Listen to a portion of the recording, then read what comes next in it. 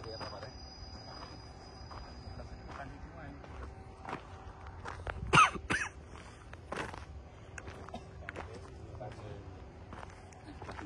Jadi hari ini Boy tanggal 31 Maret kita jalan-jalan keliling kebun dengan Papa sama Cecep. Papa sama Cecep ini yang ngatur di sini manajemen untuk kebun, dan saya lihat hasilnya bagus ya. Papa sama Cecep memang benar-benar memperhatikan tanaman. Kita tadi udah bahas juga mengenai pupuk organik dan non organik. Tentu pemupukan ini kita pakai pupuk yang berkeseimbangan. Kemudian pencegahan hama, penyakit ya, insek fumi. Di musim hujan fumi yang lebih banyak, di musim kemarau insek lebih banyak gitu ya, Pak Pare ya.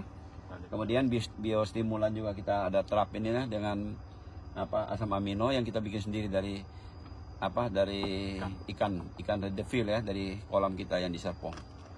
Nah, pupuk yang kita pakai di sini adalah pupuk-pupuk yang kalau kita bilang pupuk yang terbaik. Seperti contohnya kalau dari kompos kita ambil di sini dari pakai rumput laut. Jadi dari namanya rumput-rumput itu kompos yang terbaik itu dari rumput laut. Ya, dalam hal ini kita pakai plantagar.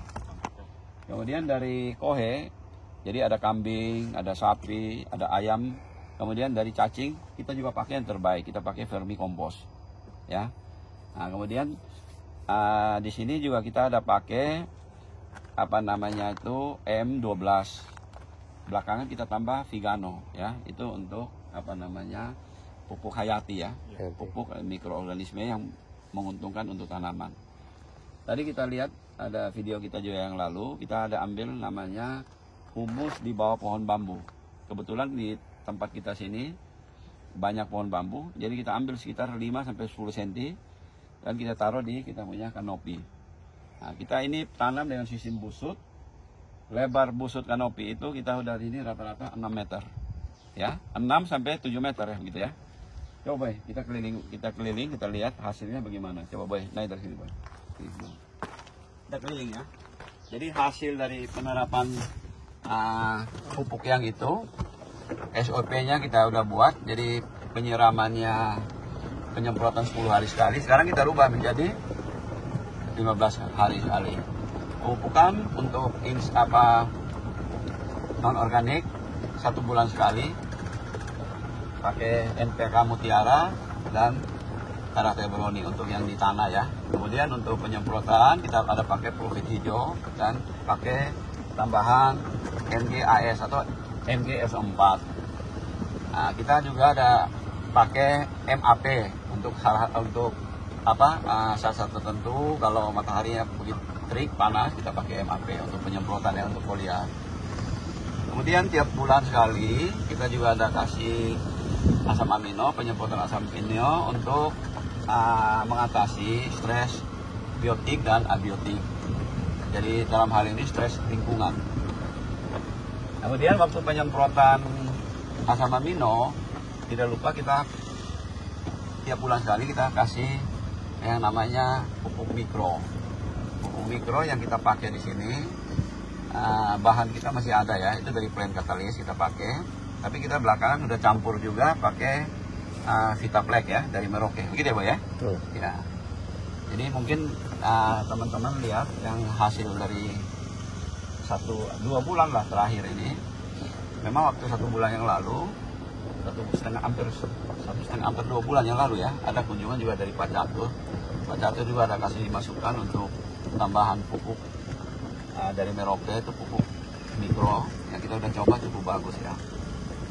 Tentu untuk perkembangan satu kebun, tiap pohon itu tidak sama pertumbuhannya. Ada yang bagus, ada yang kurang bagus. Ya.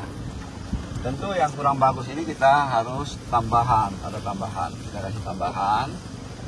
Kita ada coba dengan pupuk dari Ben Meyer itu, Solotus ya.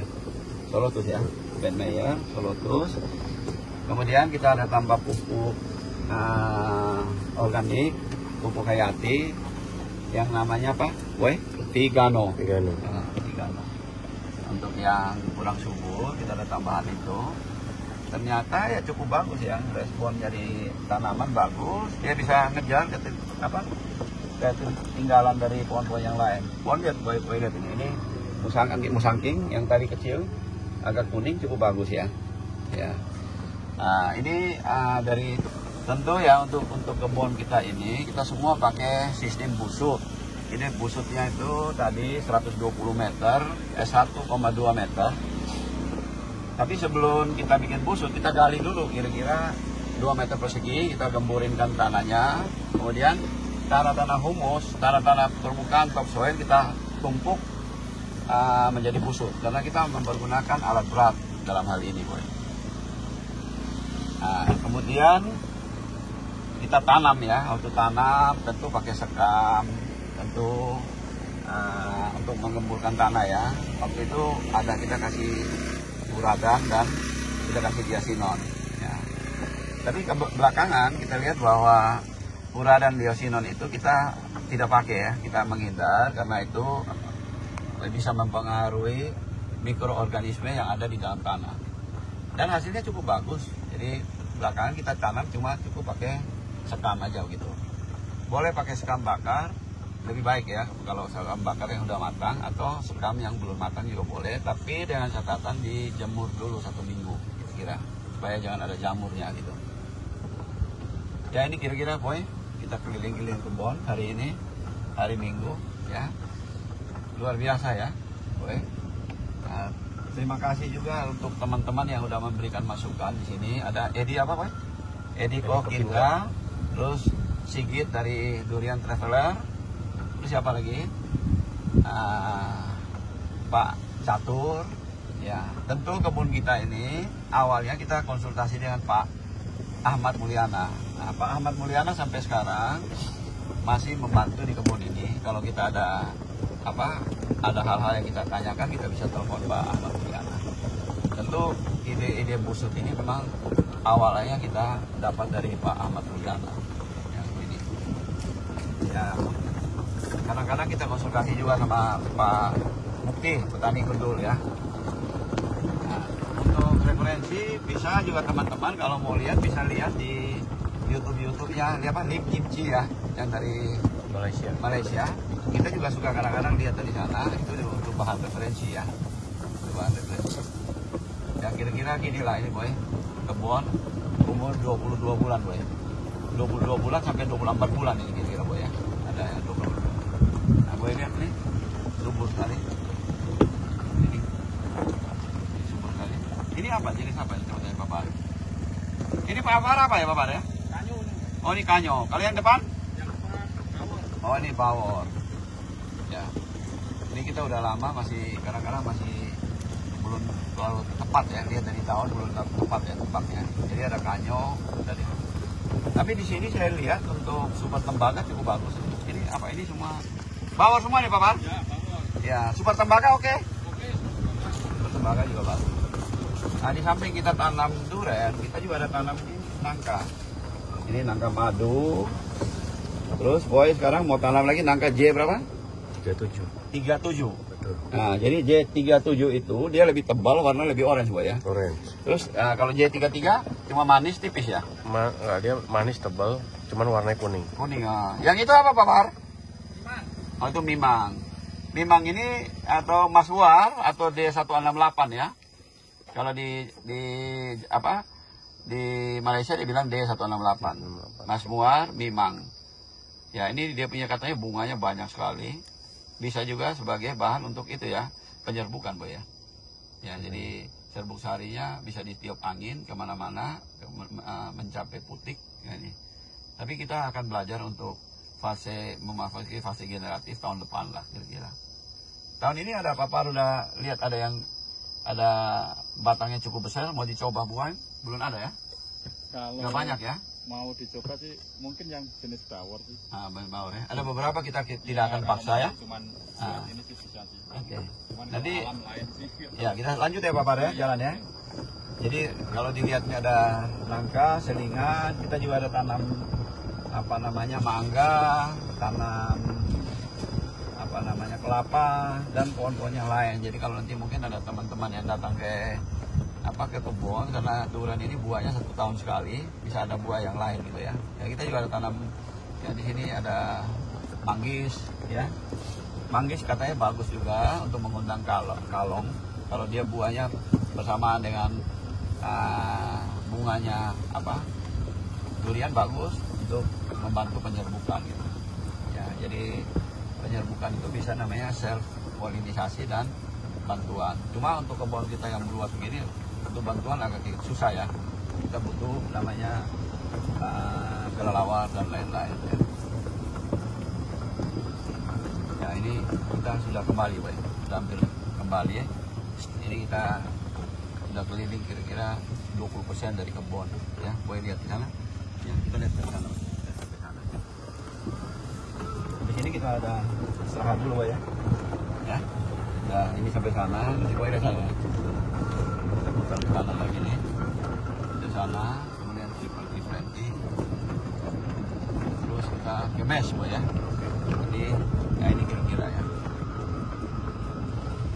Di kebun kita ini kira-kira ada tertanam sekarang udah 1.100 pohon. Nah, pohon nanti mungkin tambah 100 sampai 150 dan 1.250 lah kira-kira. Kemarin pokoknya ada 5 macam yang dikasih dari petani gundul. Apa itu? Baking, apa itu? Demarking, apa lagi? ada Jack Sparrow. Hah? Jack Sparrow. Jack Sparrow, terus Sama ada beberapa, 2 lagi saya lupa. Dua. Kita coba itu Jenis varian yang juga cukup bagus yang ada di Malaysia gitu ya. Ya. Menurut Pak Nordi cukup bagus ya. Bagus. Ya. Pak Nordi itu, kita juga dapat masukan untuk pruning dari Pak Nordi ya. Ya, kemarin Pak Nordi pernah berkunjung ke sini ya, boleh. Ya. Nah, untuk saat ini kita juga mengucapkan terima kasih untuk si Indra dan Pak yang dari Pati. Pak Indra yang nyuplai bibit ya. Pak Indra, Pak Suyitno yang dari Pati. Nah, mereka yang menyuplai bibit ini hampir 80% dari Pak Indra dan Pak Suyitno. Pak Suyitno itu dari Pati. Jadi bibit yang kita pakai itu dongkelan. Nah, separuh itu kita dapat bibit 20% dari Republik Bibit. Jadi kecil kita tanam di polybag dan kita tanam. Ternyata juga bagus sekali. Pak siapa? Dari Republik Bibit? Roman. Pak Roman. Jadi 20% yang tertanam di sini juga dari Pak Roman, 80% dari Pak Suyitno dan Pak Indra. Ya. Ada sebagian yang kita beli melalui Papar dari tempat kampungnya Papar itu apa ya namanya? Di Jawa Tengah juga ya. Nah, dari apa namanya tempatnya saya lupa. Ini kita tanam itu ya, lengkeng, baru tanam ini. Memang agak lambat sebenarnya, tanam baiknya di awal musim hujan ya. Ini udah mau memasuki musim baru kita tanam. Kenapa? Kita lihat kalau nanti dari tanam juga lebih itu kurang bagus. Saya udah tanam nanti disemprot, disiram lah tiap hari kalau lagi panas gitu. Dari Magelang, Pak. Jadi pohon ini hampir 80% dari Pak Indra, Pak Suyitno, Pati. Papar juga ada tambah sedikit dari Pak Republik Bibit, ada 20%. Ya, semua yang mensupport di kebun ini terima kasih lah. Ini lihat ini pola yang kita bikin sistem busuk. Jadi lebih jelas ya di pinggir jalan. Jadi tingginya ini hampir semeter. Awalnya kita bikin mungkin semeter 60 nih. Ini sekarang masih 1 meter 30-an. Diameter kanopinya tuh ini 6 meter sampai 7 meter. Ya. Kalau kita lihat di Malaysia, di Cimci itu diameternya dia 4 meter lah kira-kira. Cuma karena kita sini punya alat berat, kita bikin lebih lebar sekalian lagi supaya nanti sampai pohon ini besar. Nah, sekarang program yang kita lakukan adalah supaya bisa masuk di dalam kebun, golf cart bisa masuk, potong rumput bisa juga bagus karena kita udah pakai mesin yang dari Jepang kita beli. Ada yang roda 4, ada yang roda 3 yang kita beli yang buatan dalam negeri. Roda 3 ya biasa dipakai sawit. Kita perbaikan ini di dalam rapain. Sebenarnya kontur kita udah miring, kita nggak perlu saluran. Tapi waktu itu kita khawatir sekali karena baru belajar, kita bikin saluran. Nah, saluran ini membatasi pergerakan dari mesin. Nanti kita mau ditutup aja. Nanti rata-ratain sehingga kemudian pembebatan rumput lebih gampang. Nah, ini kita lihat kita masih sisakan satu alat berat di sini untuk menunjang infrastruktur yang ini kanyo boy, tadinya jelek sekarang udah bagus ya. Oke boy, kita udah sampai di mes. Ini kita lihat sana masih bagus mes. Nah ini boy, ini sampai di mes. Kita istirahat. Kasih teman-teman, bila ada kata-kata yang salah mohon maaf. Kita saling sharing, kita baru belajar. Biar memasuki fase generatif, kita minta bantuan yang sifu-sifu yang lain kasih masukan sehingga bisa menghasilkan hasil yang baik. Terima kasih boy.